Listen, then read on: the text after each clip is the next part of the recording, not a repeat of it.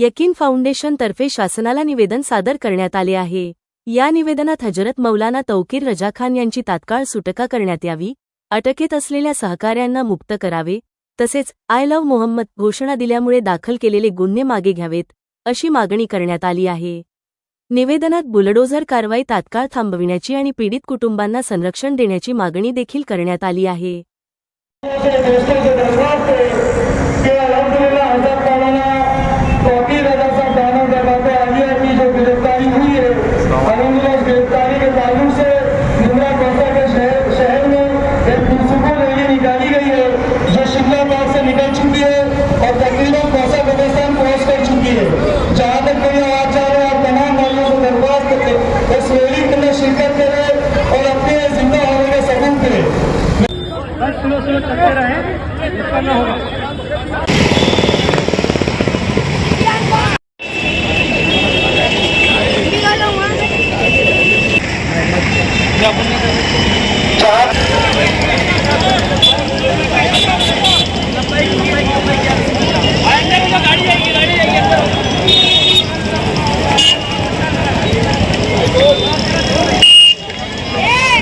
बीच में मत आओ भाई, पीछे हटाओ, पीछे हट जाओ आप, बीच में मत आओ।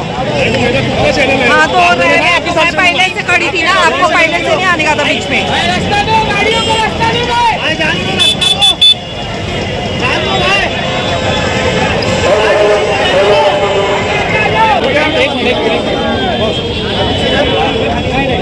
आगे बढ़ने। अस्सलाम वालेकुम रहमतुल्लाहि व बरकातहू।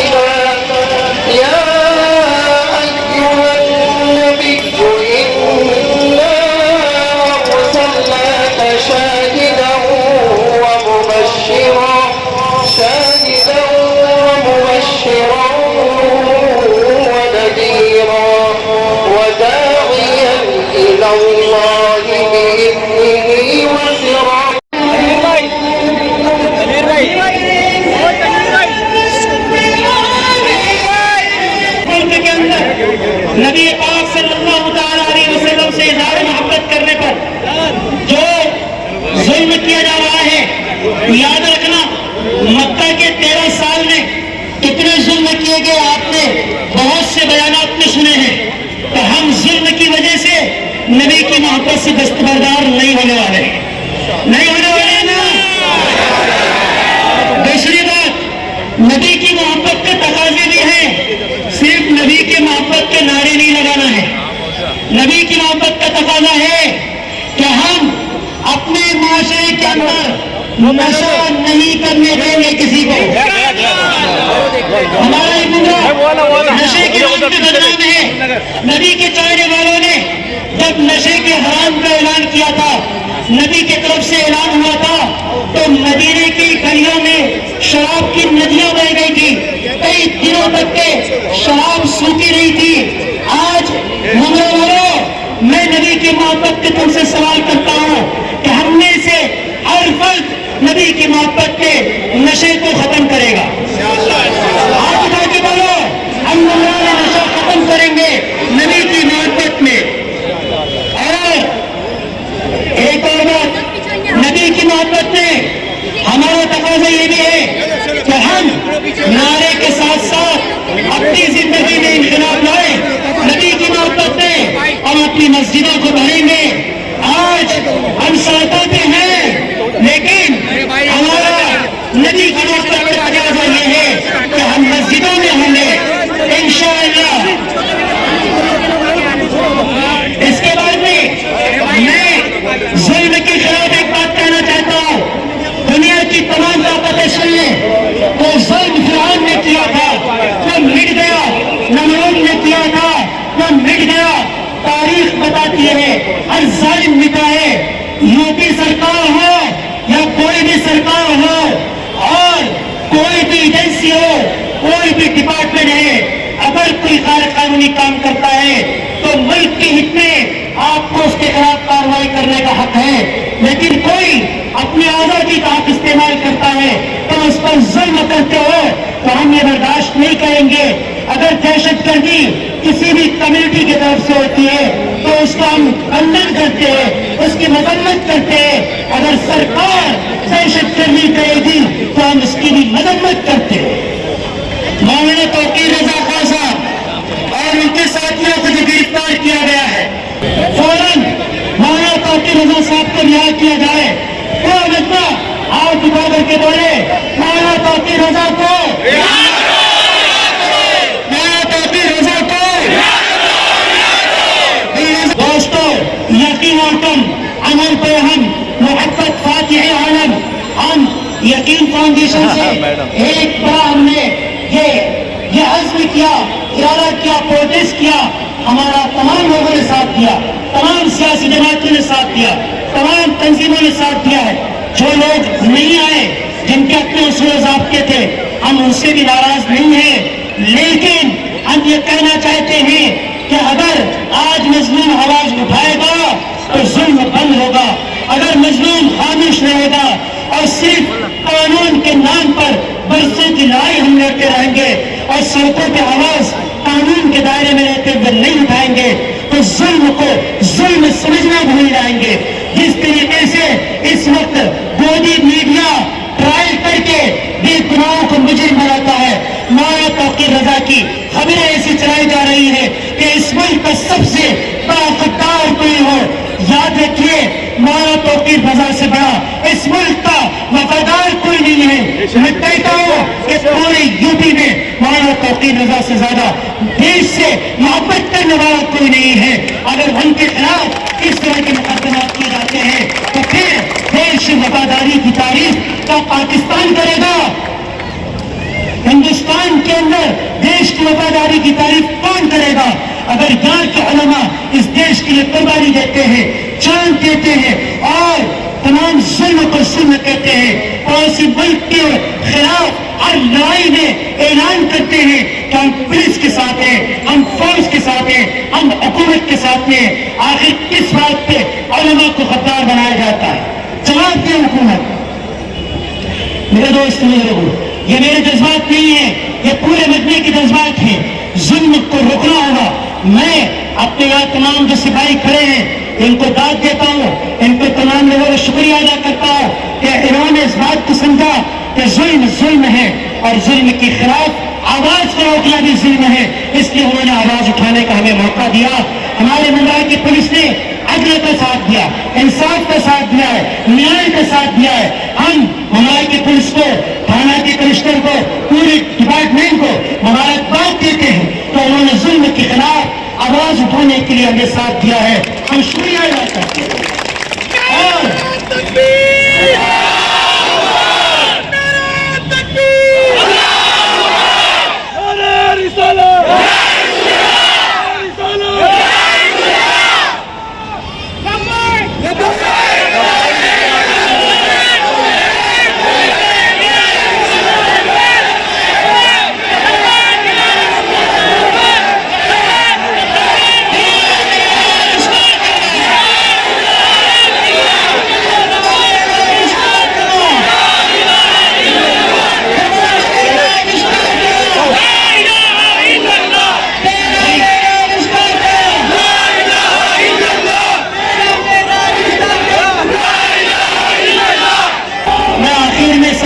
سے ایک شعر کہہ کے بات ختم کرتا ہوں اور دعا سے پہلے میں سینئر صاحب سے کہتا ہوں کہ وہ ہمارے اس پر آ جائیں. اس ٹبر کے اوپر یہ ہمارا ٹوٹا پھوٹا اسٹیج ہے اور یہ آپ کو نویدن دیں گے. سینئر صاحب سے ریکویسٹ ہے کہ اوپر تشریف لیا ہے.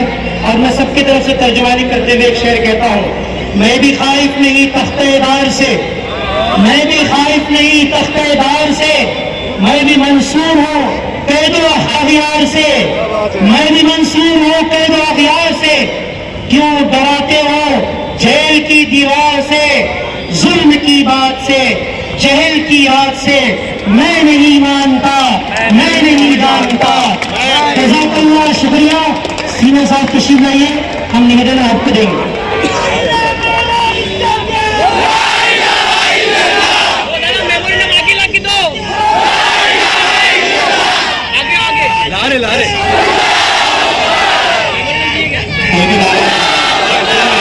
कोई भी नारा नहीं लगाइए। भाई नारा मत लगाओ, रज़ा करना। हर जगह चीज करेंगे यार। ए भाई, ए काम करो भाई।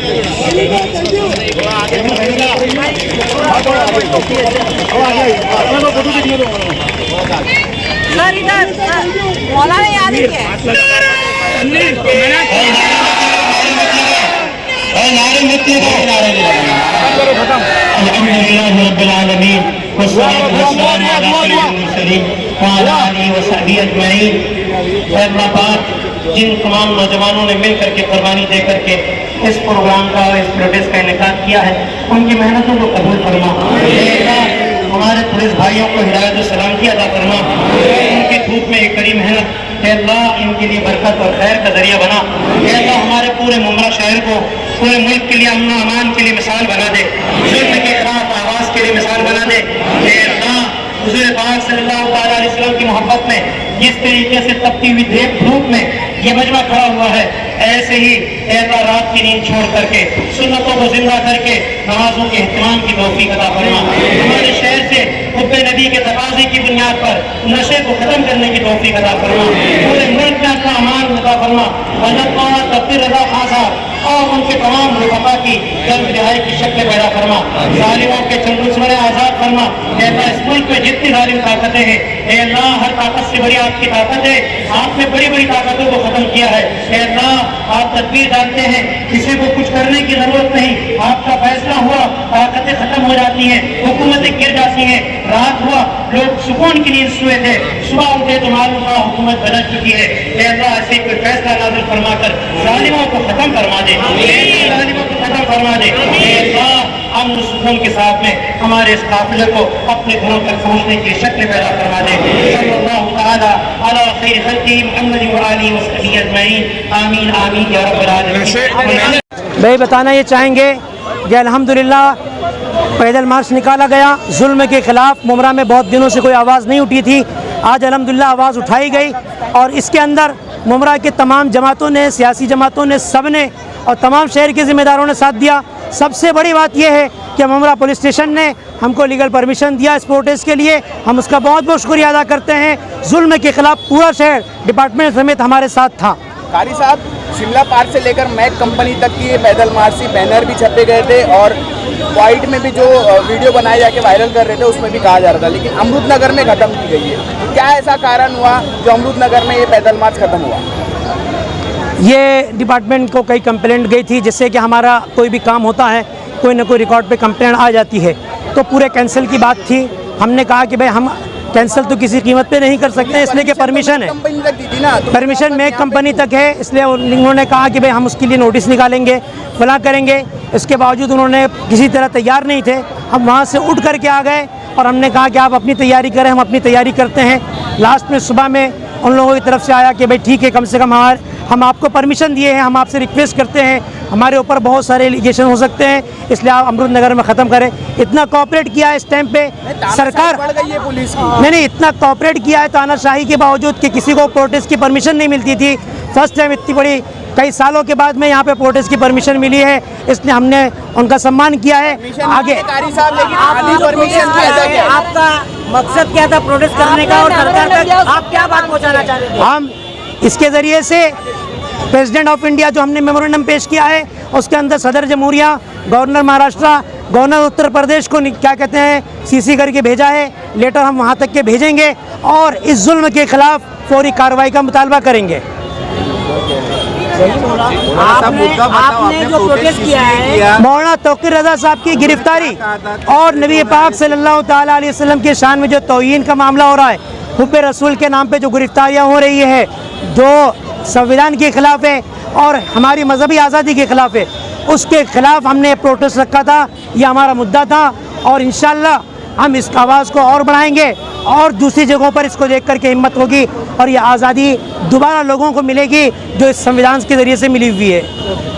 सरकार ने आज यहाँ पर पर जो है रैली निकाली गई थी, क्या कहेंगे इस पर? आपको नहीं लगता कि ये मुस्लिम कम्युनिटी एरिया है और यहाँ पर बहुत कम लोग दिखाई दिए इससे? एक्चुअली ये बहुत शॉर्ट में यकीन फाउंडेशन के इन्होंने ये ऑर्गेनाइज़ किया था रैली, और ये बहुत शॉर्ट टाइम में इन्होंने ये रैली निकाला, क्योंकि आप देखेंगे हिंदुस्तान में जो जुल्म बढ़ रहा है, एक समाज को कंटिन्यू टारगेट किया जा रहा है, वो कहीं ना कहीं ये बहुत गलत है।